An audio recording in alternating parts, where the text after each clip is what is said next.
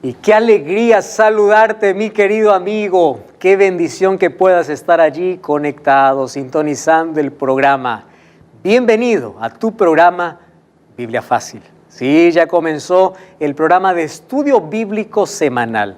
Y me da mucha alegría poder recibir tantos mensajes de personas, de familias, de congregaciones, de clases bíblicas que están reunidos en este momento para poder abrir la Biblia, para poder enriquecerse de la mayor esperanza de nuestra fe en aquel que es todopoderoso, en nuestro Dios, en nuestro Salvador. Gracias por estar allí acompañando nuestro programa. Estamos en una temporada muy especial hablando sobre el santuario, el camino de Dios. Y ya sabes que yo estoy aquí con 7 participantes que vienen de diferentes países para poder aquí juntos aprender sobre el santuario, que está descrito, por supuesto, en varios libros del Antiguo y del Nuevo Testamento. Hoy estamos analizando específicamente lo que dice Éxodo, Levítico, Daniel, Hebreos y Apocalipsis. Bienvenido una vez más y bienvenidos también ustedes, gracias por participar. Estamos ya en el 3er capítulo de esta temporada y hoy nuestro tema será el Evangelio en símbolos. Cuando nosotros abrimos la Biblia encontramos narrativa, encontramos poesía, encontramos profecía y encontramos símbolos cuando se habla del santuario. Y es interesante cómo el lenguaje que usa la Biblia para colocar nuestra mente en el plan de salvación es interesante. En la poesía, allí nos hace contemplar la hermosura a través de imágenes cotidianas. En las parábolas, Jesús nos traía de la convivencia diaria lecciones importantes para la vida. A través de la historia o la narrativa que encontramos en la Biblia, vemos los actos poderosos de Dios. A través de la profecía vemos cómo detrás de símbolos se esconden verdades relevantes para nuestro tiempo. Y a través del santuario vemos todo el Evangelio en símbolos. Y eso es lo que íbamos a ver. Dios mandó a construir a Moisés un santuario según el modelo que le había mostrado, porque el santuario real está en el cielo. Solo que dentro de ese santuario había muebles, había 2 compartimentos, había ritos, ceremonias y fiestas. ¿A qué representa todo eso? Eso vamos a hablar hoy. Ahí ya tiene una pregunta Gregorio. Antes vamos a hacer una oración para poder abrir la Biblia. Santuario. Y quería saber la diferencia entre una iglesia y el santuario. ¿Cuál sería la respuesta? Muy bien. El santuario era la habitación de Dios en la tierra. Y allí Dios se mostraba a través de la Shekinah, que era su gloria. Además, en el santuario se hacían sacrificios y había muebles que todos ellos simbolizaban a Cristo. Cuando Cristo llegó, cumplió todo lo que se realizaba, ritos, sacrificios, ceremonias.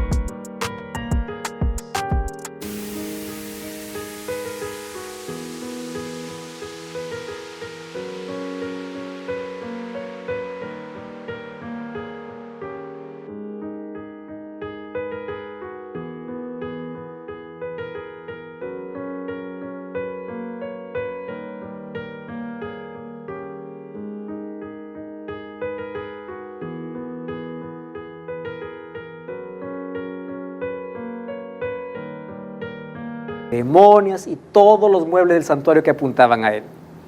El santuario que fue construido por Moisés, luego fue construido por Salomón, luego fue destruido por Nabucodonosor, reconstruido por Herodes, en el año 70 fue destruido. A partir del año 70 no hay más santuario. No existe más, ni siquiera un templo. Antes el templo era el centro de la adoración. Es decir, toda la adoración, la religión del pueblo se basaba en un centro, que era el templo. Por eso es que la gente se iba a adorar solo en el templo. Pero después nosotros encontramos, cuando Jesús ya instituye la iglesia, ahora el lenguaje es diferente. ¿Quiere decir que el santuario terrenal ya nos sirve? Por supuesto que no. Nos sirve para poder comprender el ministerio de Cristo. No solamente lo que hizo, sino lo que está haciendo. Sin embargo, hoy Dios ya no tiene un santuario físico de paredes. El apóstol Pablo dice en 1 Corintios 6 que nosotros llegamos a ser el templo de Dios. Entonces el Espíritu Santo quiere morar en nosotros. Si antes la Shekinah descendía sobre el propiciatorio en el lugar santísimo, hoy la gloria de Dios quiere estar en nuestra vida. Sin embargo, la comprensión del santuario es interesante para entender todo ese ministerio. ¿Cuál es la diferencia con la iglesia? La iglesia es un lugar, o el templo construido por paredes, es un lugar donde la gente se congrega para adorar a Dios y comprender mejor el plan de salvación. Sin embargo, como santuario o morada de Dios, Dios ya no mora en paredes. Hoy Dios mora en seres humanos. Sin embargo, un día estaremos en el verdadero santuario, allá en el cielo. O sea que, pastor, nosotros somos la propia iglesia de Dios. Exacto. Comprendo. Somos el templo de Dios, como dice el apóstol Pablo.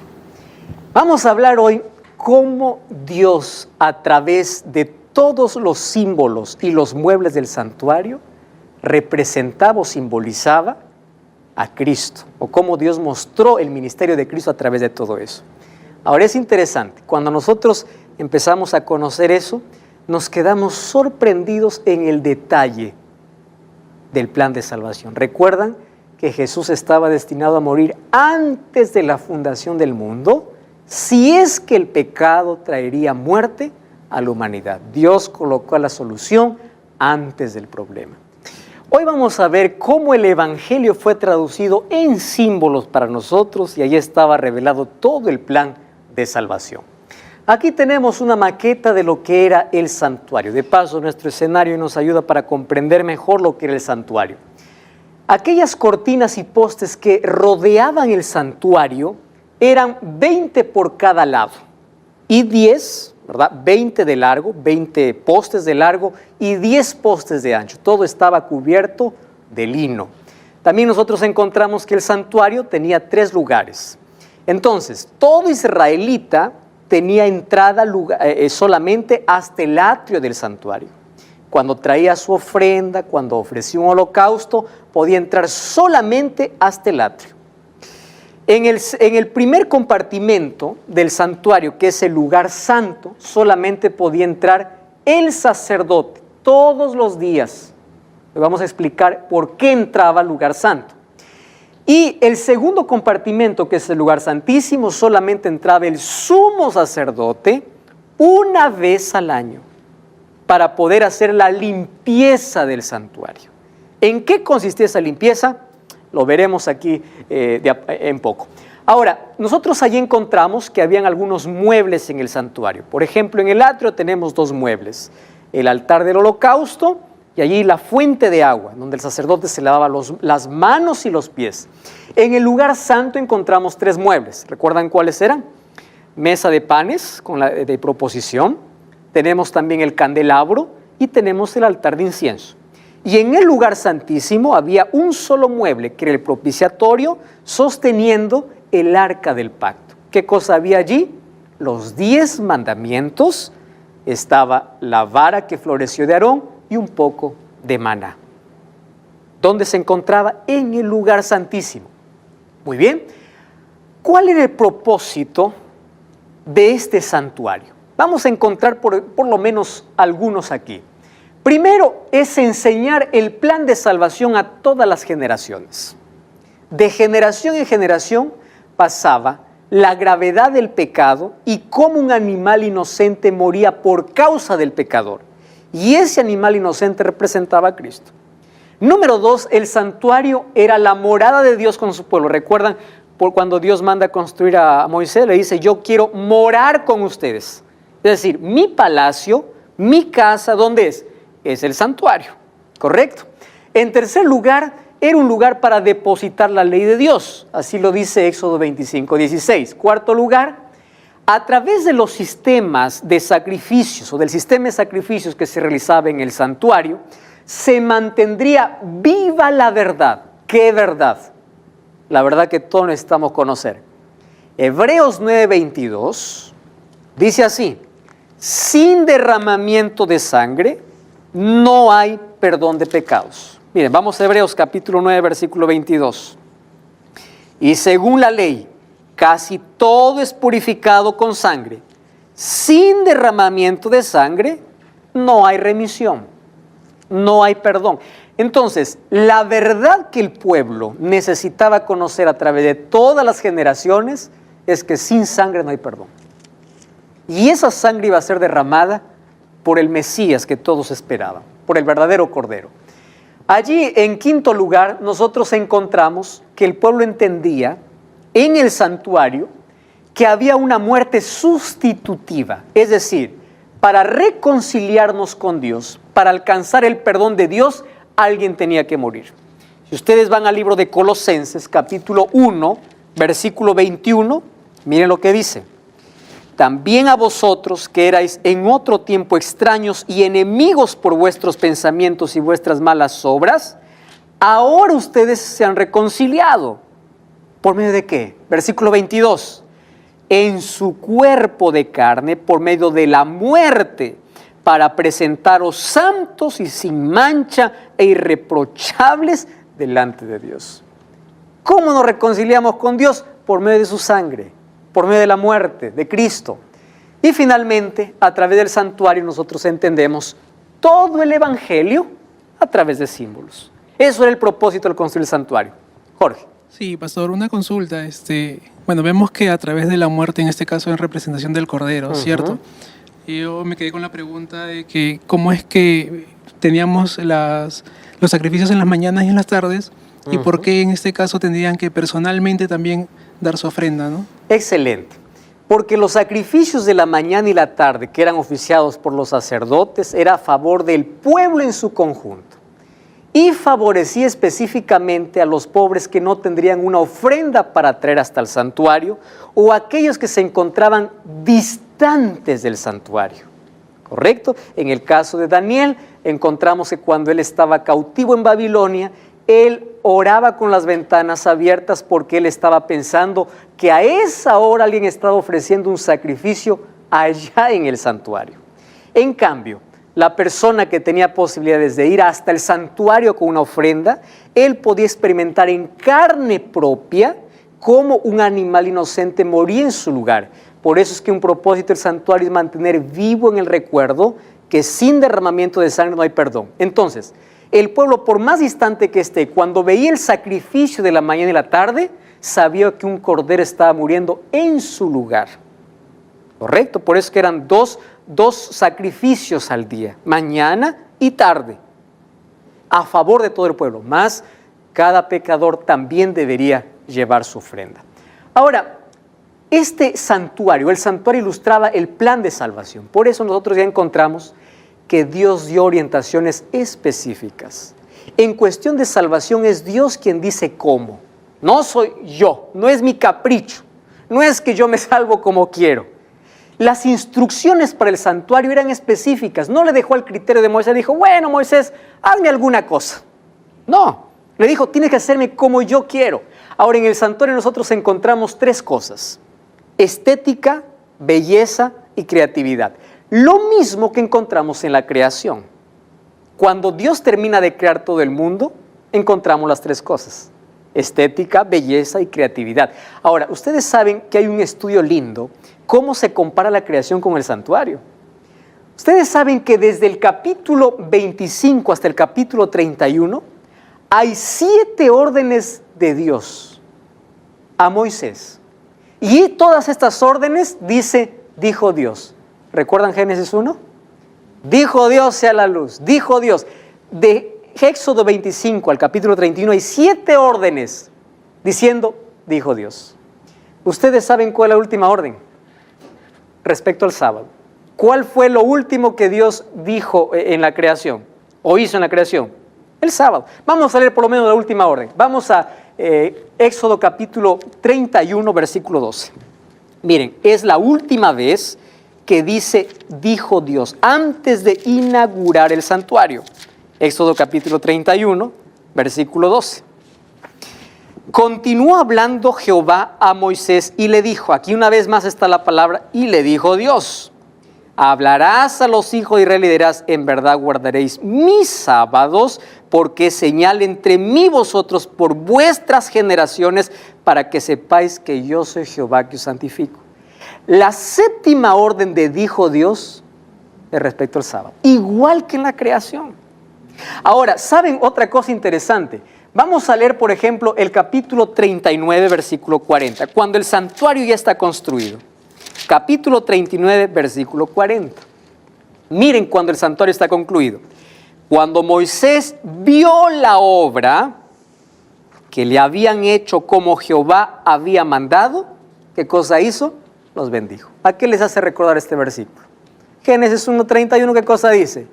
Y vio Dios toda su obra. Y después, ¿qué cosa hace Dios? Bendice el día sábado, que está en el capítulo 2 de Génesis.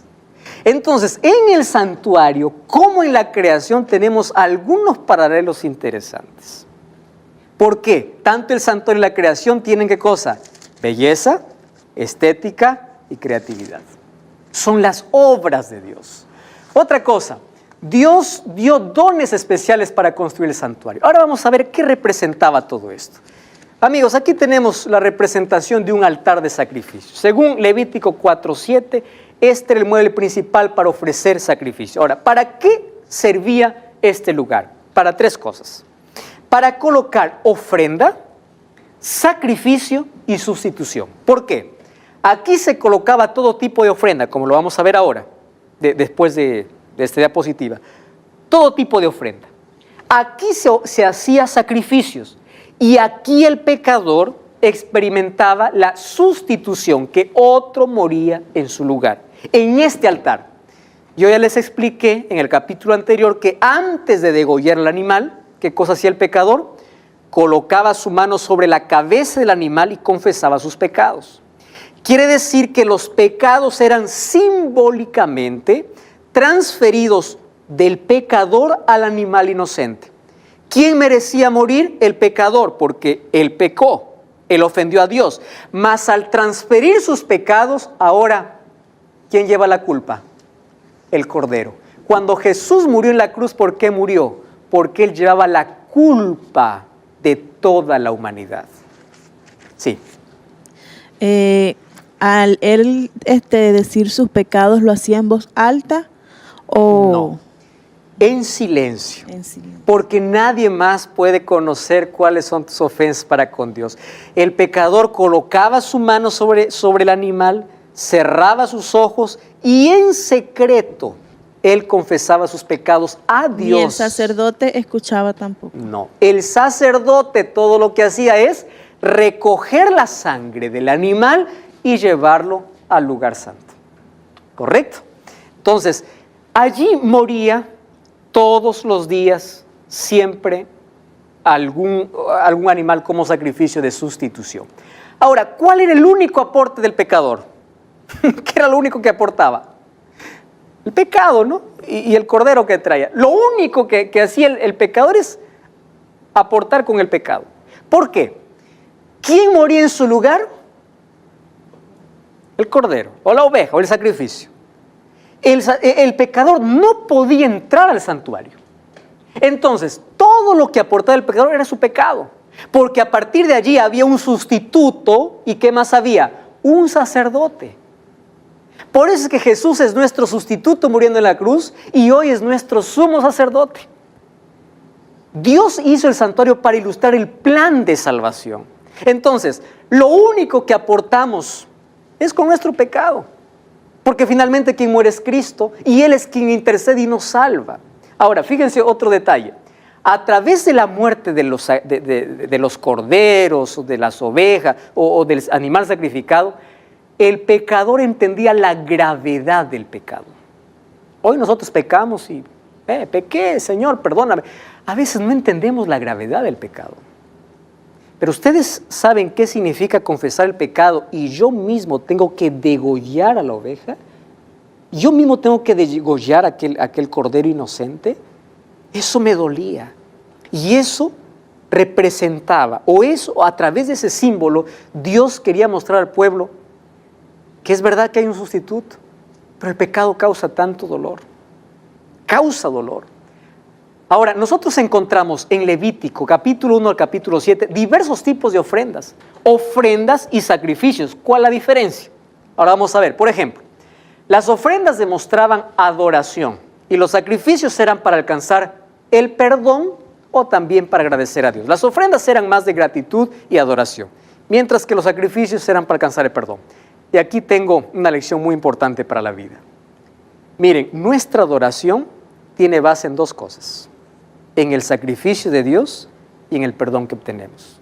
En eso está basado nuestra adoración a Dios. Tú vas a ser más agradecido a Dios cuando entiendas más el sacrificio de Cristo. Vas a adorar más a Dios cuando entiendas cuánto costó su perdón. Ahora, nosotros tenemos tipos de ofrendas y de sacrificios. Por ejemplo, el holocausto era cuando el cordero era quemado totalmente. Es decir, el fuego consumía, ese humo subía para el Señor y se quemaba todos los días. ¿A qué representaba? A Jesús que se dio totalmente, completamente. Sin embargo, había otro tipo de ofrenda, que era la ofrenda de manjares. En Levítico vamos a encontrar como manjares o cereales. ¿Qué significa? En este tipo de ofrenda no hay sangre.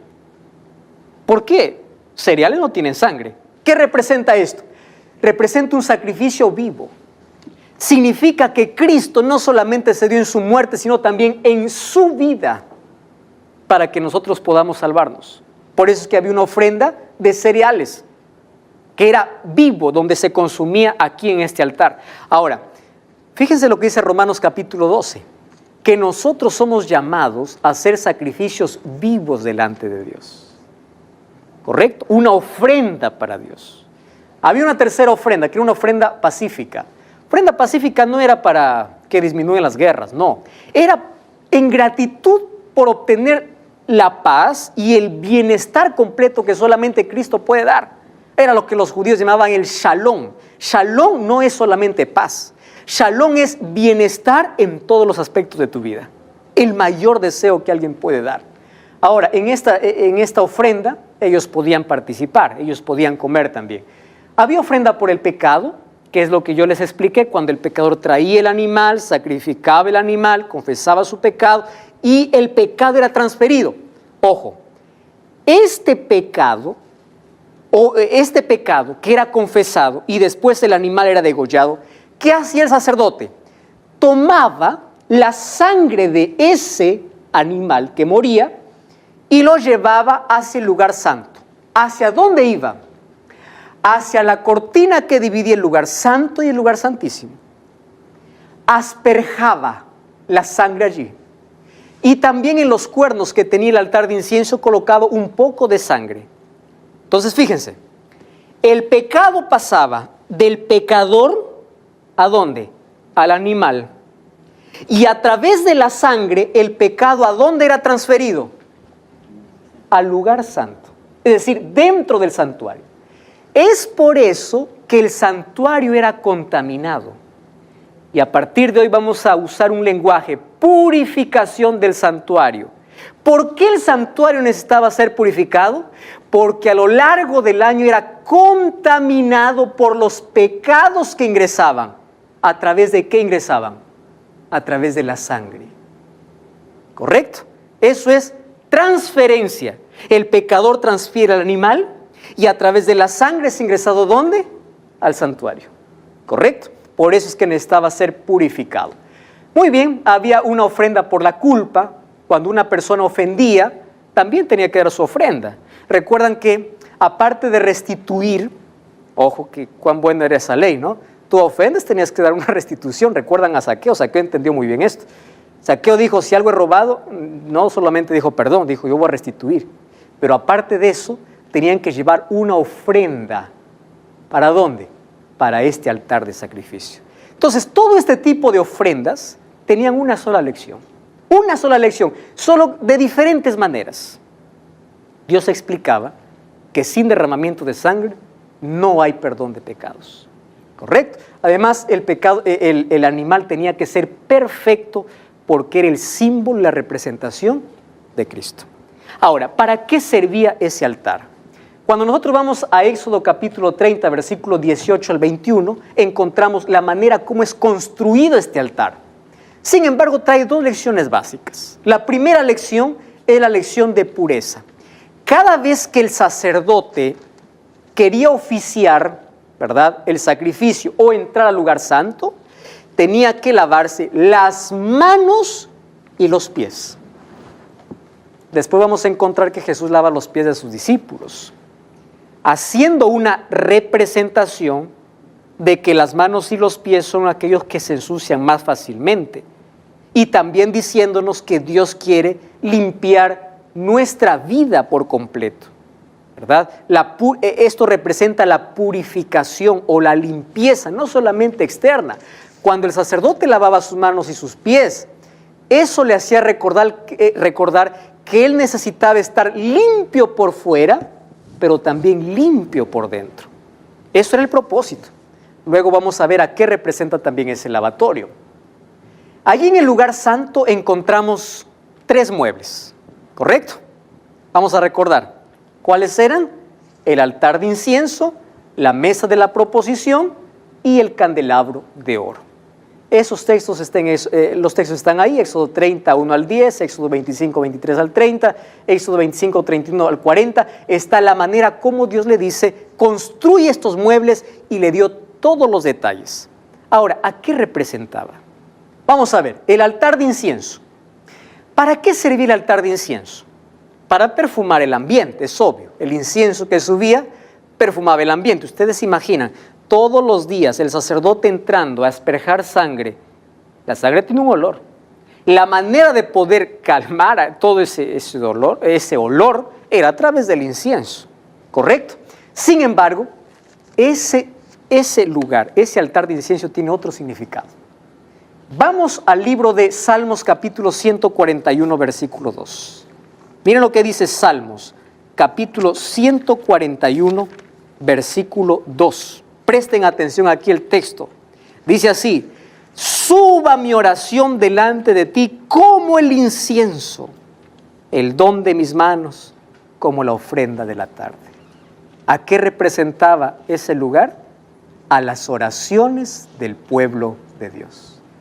Todo esto era apenas símbolos y todo representaba a Cristo. Sin embargo, tenemos otros muebles y otros ritos que analizar.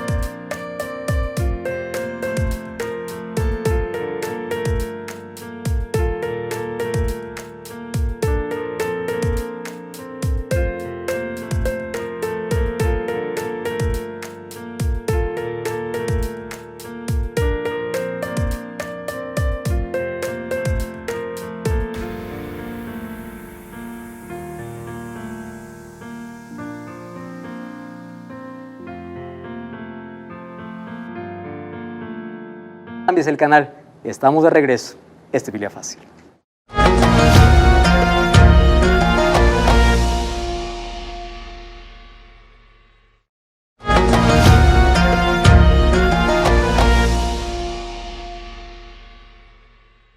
Y estamos de regreso. Este es tu programa Biblia Fácil. Ya sabes que puedes tener en tus manos un DVD tan especial. Este que yo tengo aquí en mis manos se llama Santuario, el Camino de Dios. ¿Qué cosa es lo que tienes que hacer? Solamente enviarnos ahora mismo un WhatsApp a este número, más 5512-9810-1460. Aquí vas a encontrar 13 fascinantes temas que te ayudarán a comprender mejor el tema del santuario. Gracias allí por acompañarnos. Hoy estamos hablando acerca de cómo los muebles tenían un simbolismo especial. Ya pasamos del atrio, donde está el altar del holocausto, y también allí la fuente de agua. ingresamos al lugar santo donde hay 3 muebles. Y allí encontramos que un mueble que está justamente al lado del lugar santísimo es el altar de incienso. Y allí David decía que mis oraciones, en Salmos 142 o 141:2, que mi oración suba delante de ti como incienso. Ese incienso entonces representaba a las oraciones de los santos. Cuando vamos a Apocalipsis capítulo 15, versículo 8, encontramos otra declaración referente al altar de incienso. María, ¿quieres leer, por favor? Tome el micrófono. ¿Capítulo? 15, versículo 8. Capítulo 5, versículo 8. Cuando tomó el libro, los 4 seres vivientes y los 24 ancianos se postraban ante el Cordero.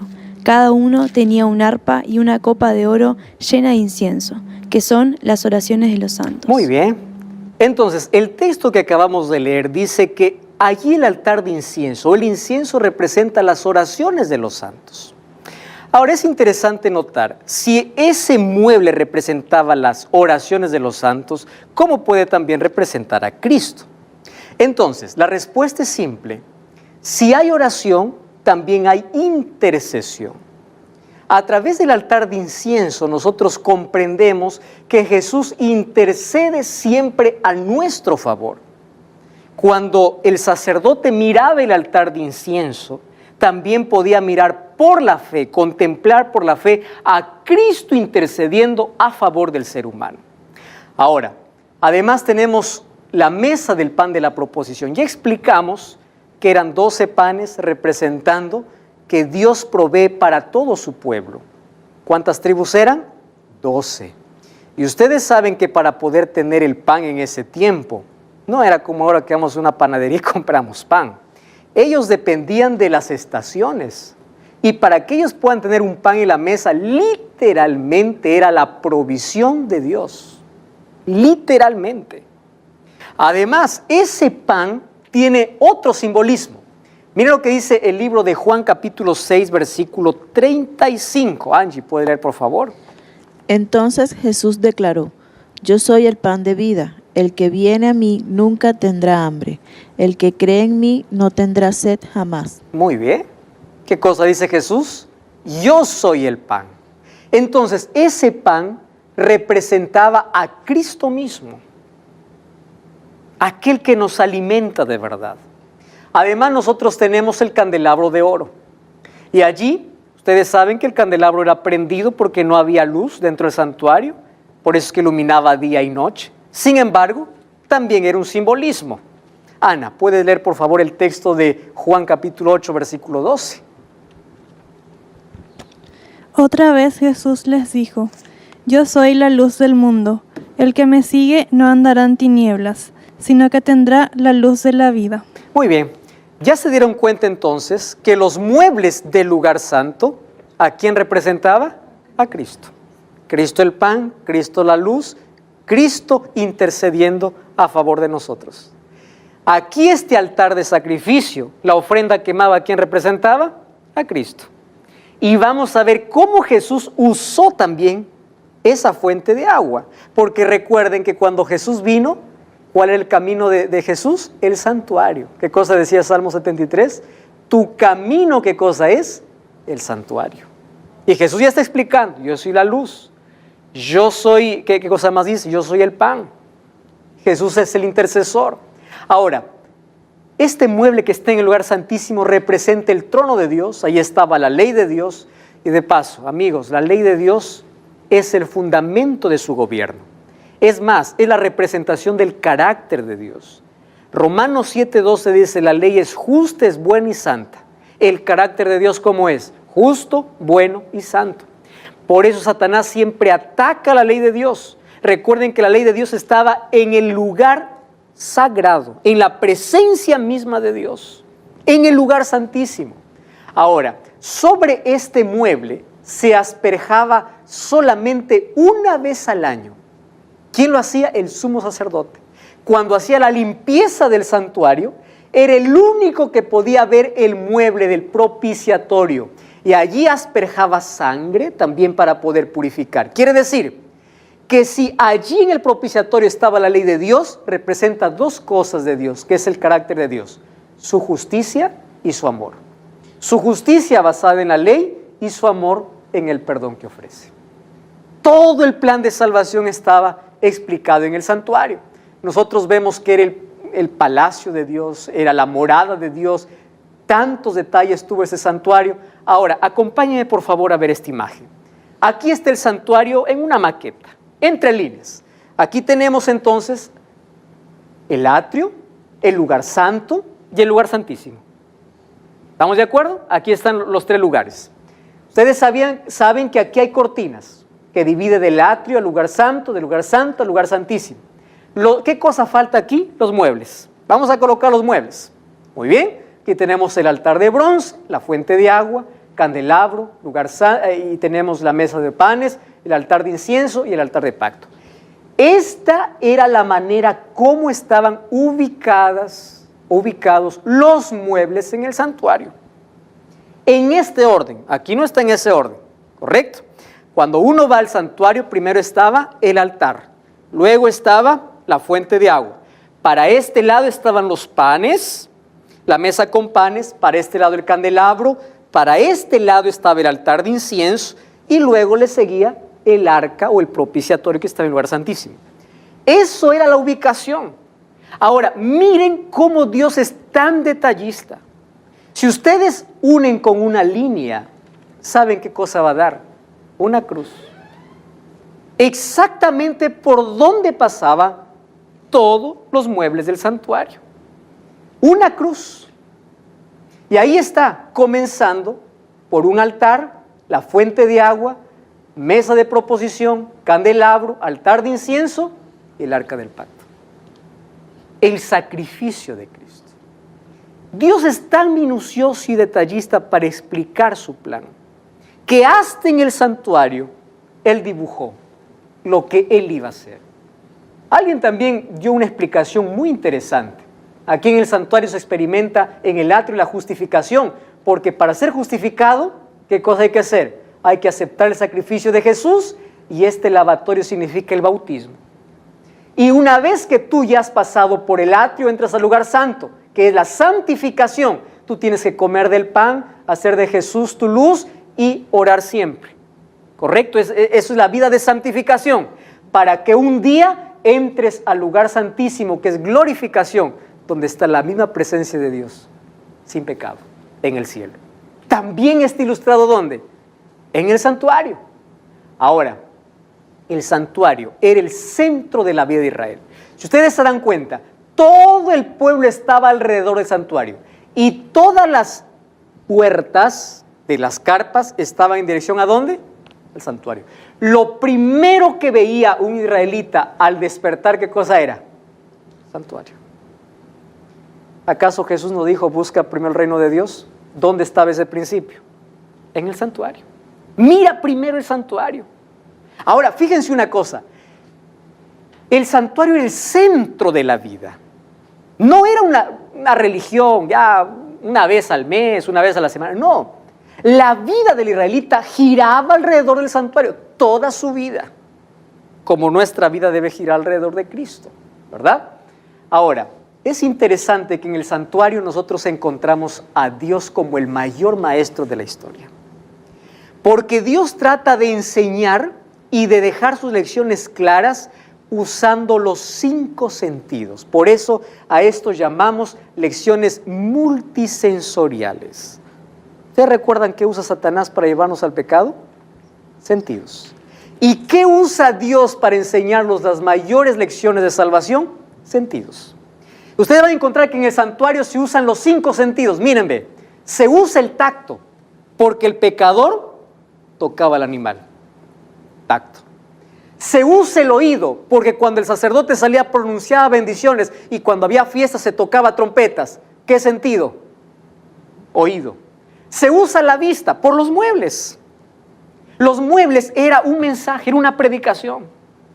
Se usa también el olfato. ¿Por qué? Porque cuando subía el olor del altar de incienso, llenaba el santuario y las personas que pasaban. ¿Qué cosa estaba usando Dios? Olfato.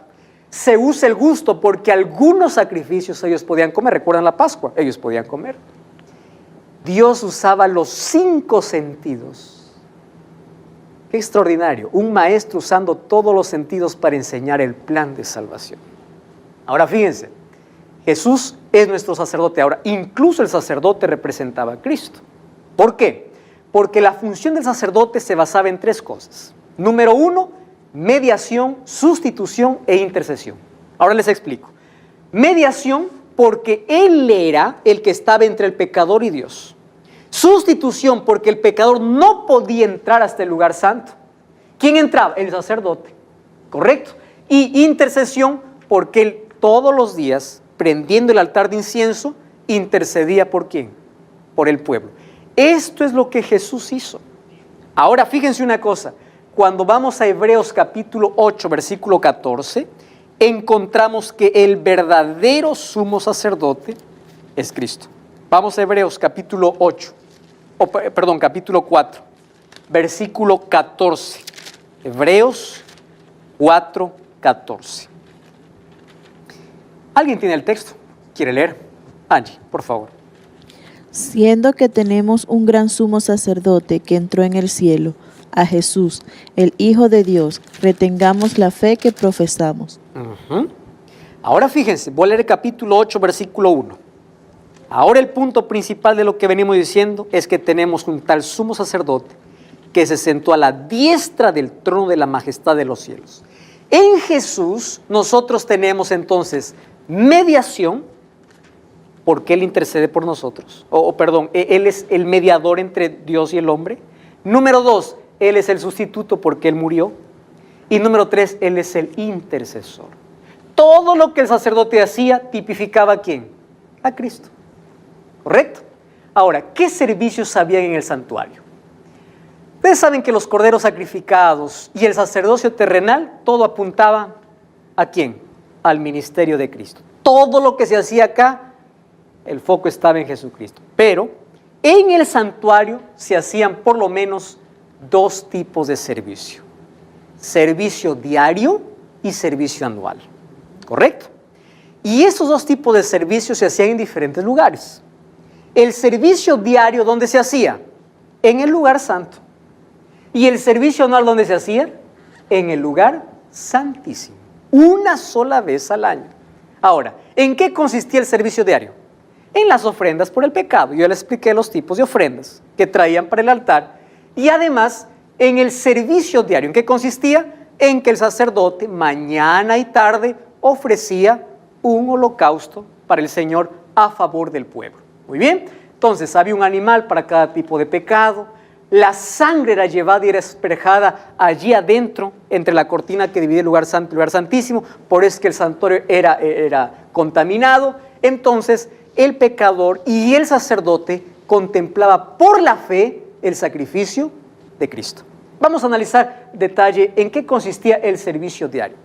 En el hebreo hay una palabra linda que es el tamid, que se llama continuo. Por eso es que Daniel dice, el cuerno pequeño hizo cesar el continuo.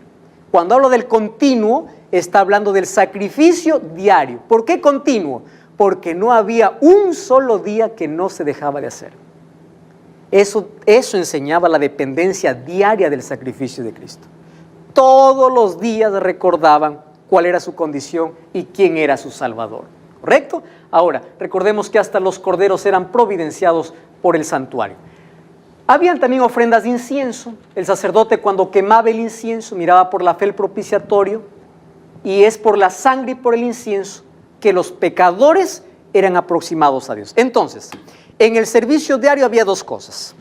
Se sacrificaba cordero o sacrificaba una ofrenda a favor del pueblo.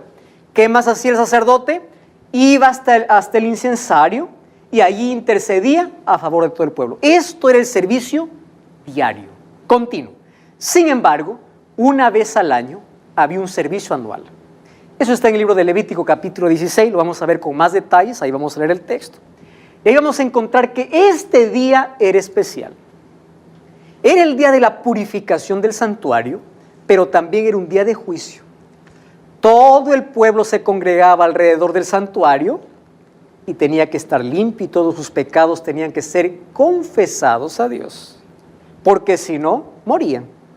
Era un día de juicio, ¿correcto? Ahora, ¿qué sucedía? Este servicio anual era un día elegido por Dios. Dios le dijo a Moisés, será el 10º día del 7º mes. Recuerden esa fecha que lo vamos a repetir siempre. 10º día del 7º mes. El 7º mes para los israelitas era el mes de Tishri. Es decir, el 10º día de Tishri se celebraba la purificación del santuario. ¿Qué cosa tenía que purificarse? Recuerden que todo el año los pecados eran transferidos del pecador al animal inocente. Y a través de la sangre, ¿a dónde entraba? Hacia el santuario. ¿Cómo se hacía este servicio? Eso lo vamos a ver en las próximas lecciones. ¿Correcto? Porque es interesante. Entonces, ¿cuándo se hacía el 10º día del 7º mes? Brevísimo les explico. El sacerdote presentaba una ofrenda por él y su familia a Dios. Antes de sacrificar su ofrenda, que era de un novillo, eran traídos 2 machos cabríos, los cuales por suerte se sorteaba y caía uno para Azazel, que representaba a Satanás, y uno para Dios. El que era para Dios era sacrificado. Con la sangre de ese macho cabrío, entraba hasta el lugar santísimo y asperjaba hacia el propiciatorio unas 7 veces. Y luego que asperjaba, recuerden que todo esto era simbólico, el sacerdote salía barriendo, no con una escoba. Significaba que los pecados que habían sido transferidos al santuario, el sacerdote los cargaba sobre sí y salía y colocaba todos los pecados sobre el macho cabrío que era destinado para Azazel. Y ese macho cabrío era llevado para el desierto para morir. ¿A qué representaba? Que finalmente los pecados de todos los justos serán puestos o culpados a Satanás, que finalmente será por 1000 años, según Apocalipsis capítulo 20, preso y luego será destruido. ¿Correcto? Mucho cuidado con pensar que Satanás tiene algo que ver con la purificación. Vamos a ver más detalles en los próximos capítulos.